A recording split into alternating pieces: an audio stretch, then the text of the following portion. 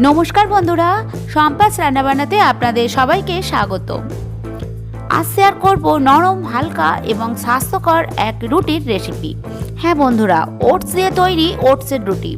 বন্ধুরা, এটা শুধু সাধারণ রুটি নয়, এটা সুপার হেলদি, সুপার লাইট আর সুপার টেস্টি।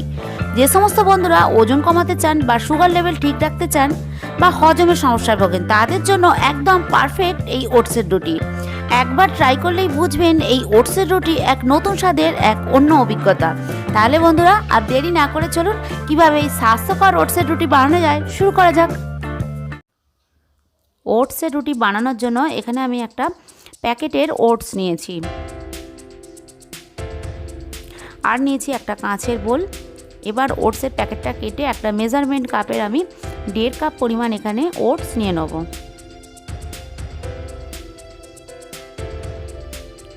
তো আবার ওটসটা নেওয়া হয়ে গেছে। এবার মিক্সিতে ভালো করে আমি গুঁড়িয়ে নেব।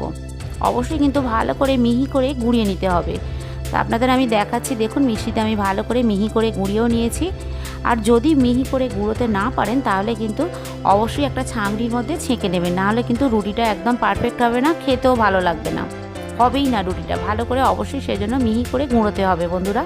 এবার অন্য একটা বোলের মধ্যে আমি ওটসের এই গুঁড়োটাকে ঢেলে নিলাম। এবার একটা কাপের মধ্যে ফুটন্ত গরম জল নিয়েছি, দেখুন ধোঁয়া উঠছে, সেরকম ফুটন্ত গরম জল দিয়ে ওটসটাকে ভিজিয়ে রাখতে হবে। এটা মাখার কোনো দরকার নেই, প্রথমে একটু জল দিয়ে এটাকে ভিজিয়ে রাখবো। জলটা যেন টেনে যায় সেরকম বুঝেই জলটা দিতে হবে বন্ধুরা। জল যেন ওপরে ভেসে না থাকে, খুব বেশি জল দেওয়া যাবে না, তাহলে কিন্তু এটা মাখা যাবে না। তো জল এমন পরিমাণ দিতে হবে জলটা যেন পুরোটাই ওটসটা টেনে নেয়।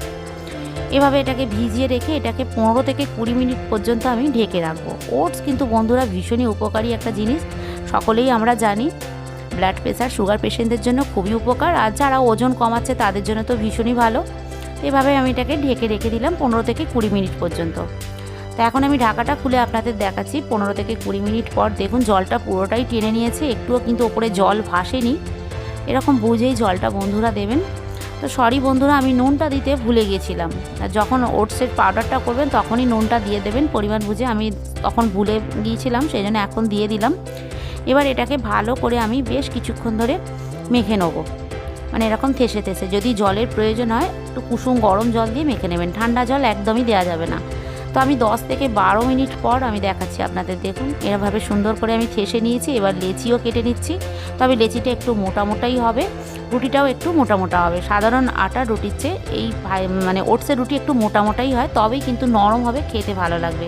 বেশি পাতলা করে রুটি করতে যাবেন তো একদম পাঁপড় ভাজার মতো কটকটে হয়ে যাবে, সেই রুটি খেতে ভালো লাগবে না, নরমও হবে না। সেই জন্য একটু মোটা সাইজের করবেন, খুব বেশি না, তাহলে কিন্তু বেশ ভালো হবে রুটিটা। আপনারা সঙ্গে থাকুন, দেখতে থাকুন। এবার একটু আটার গুঁড়ো লাগিয়ে এভাবে যেমন রুটি বেলে এভাবেই আমি রুটিটাকে বেলে নেবো। আর এভাবে প্রত্যেকটা রুটি আমি বেলে নেবো। আর ওটস কিন্তু খেলে মনও ভালো থাকে, শুধু শরীর নয়, কেননা নিয়মিত রোজ ওটস খেলে সেরোটোনিন হরমোন নিঃসরণ বৃদ্ধি পায়, ফলে এই হরমোনের জন্য দুশ্চিন্তাও কমায়, আর তার জন্য ভালো ঘুমও হয়। তো দেখুন আমি রুটিটাকে বেলে নিয়েছি, খুব বেশি বড় আর ছোটও করিনি, মোটামুটি সাইজের একটা করেছি যাতে নরম হবে সেরকম অবস্থায়। তো এইভাবে সবকটাই রুটি আমি বন্ধুরা বেলে নেব। এখন গ্যাস জেলে রুটিটাকে আমি এপিট ওপিট করে ভালো করে সেঁকে নিয়েছি। এবার একটা জালের মধ্যে, যেমন আমরা গমের আটার রুটি করি সেভাবেই জালের মধ্যে এপিট ওপিট করে রুটিটাকে ভালো করে আরও সুন্দর করে আমি সেঁকে নিয়েছি। দেখুন খুব সুন্দরভাবে ফুলেও গেছে। আর এভাবেই প্রত্যেকটা রুটি আমি রেডি করে নেব। আবারও আমি চাটু বসিয়ে দিলাম। তো এখন বন্ধুরা আপনাদের দেখাচ্ছি, দেখুন সবকটা রুটি আমার একেবারেই রেডি। এবার আমি এটা গরম গরম সার্ভ করব।